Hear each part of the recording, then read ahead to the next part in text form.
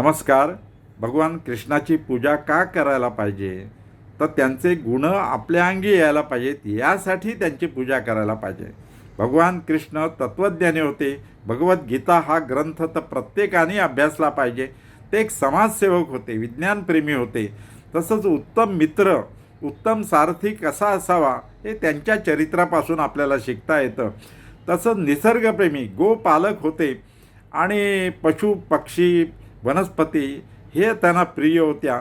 तसंच उत्तम कलावंत, उत्तम बासरीवादक होते.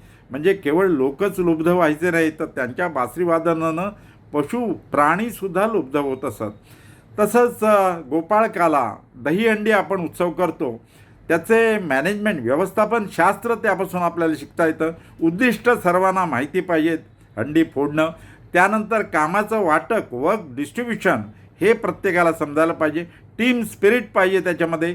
टाईम मॅनेजमेंट, कमीत कमी वेळात ते हंडी फोडायची असते. आणि महत्त्वाची गोष्ट म्हणजे प्रश्न सोडवण्याची कला. आयत्या वेळी जर काही प्रश्न निर्माण झाले ते सोडवता यायला पाहिजेत. हे दहीहंडी खेळापासून आपल्याला व्यवस्थापन शास्त्र शिकता येतं. म्हणून श्रीकृष्ण जयंती साजरी करायला पाहिजे.